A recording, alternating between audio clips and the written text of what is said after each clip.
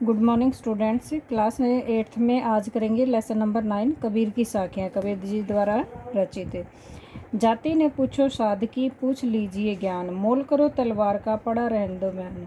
कबीरदास जी कहते हैं कि किसी साधु अर्थात सज्जन व्यक्ति से उसकी जाति नहीं पूछनी चाहिए, बल्कि उसके ज्ञान की जांच परख करनी चाहिए, क्योंकि महत्व ज्ञान का होता है, न कि लाभ व जाति का। उसी प्रकार जैसे कि तलवार म्यान में रहती है, लेकिन म्यान का कोई महत्व नहीं होता है, तलवार का ही महत्व दिया जाता है। तात्पर्य है कि किसी व्यक्ति के बाहरी रंग रूप का कोई महत्व नहीं होता, बल्कि उसकी पहचान उसके आंतरिक गुणों अवगुणों से होती है। आवत गारी एक है, उल्टत होई अनेक, कह कबीर नहीं उल्टिए, वही एक ही एक।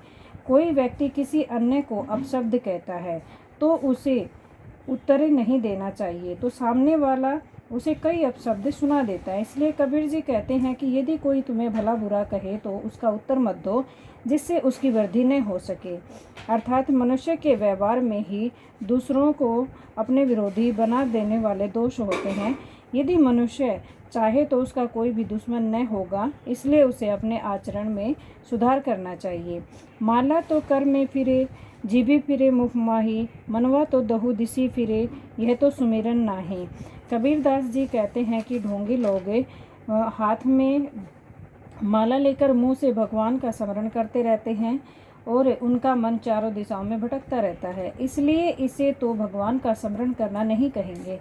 तात्पर्य यह है कि केवल पाखंड करने से लक्ष्य की प्राप्ति नहीं होती। कबीरदास जी कहते हैं भगवान की प्राप्ति तभी हो सकती है जब आप मन को बिना भटकाएं एकाग्रचित होकर भगवान का सुमिरन करें, भगवान को याद करें। कबीर घास ने नींदिए जो पाऊ तली होई, उड़ी पड़े जब आँखी में खरी दुहेली होई। कबीर जी कहते हैं कि हमें घास की निंदा नहीं करनी चाहिए जो कि पैरों द्वारा रौंदी जाती है। यदि घास का एक छोटा सा तिनका अपनी आँख में गिर जाता है तो वह बहुत पीड़ादायी होता है।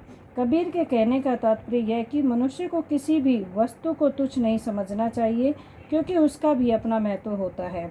जग में बैरी कोई नहीं जो मन शीतल होए, या आपा को डारी दे दया करे सब कोई।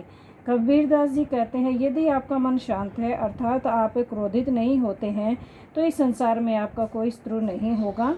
यह आपका अहम ही है जो आपको दूसरों का शत्रु बनाता है, इसलिए इसे छोड़ देने पर सब लोग आप पर दया करेंगे। तात्पर्य यह कि संसार में कोई भी किसी का शत्रु नहीं होता।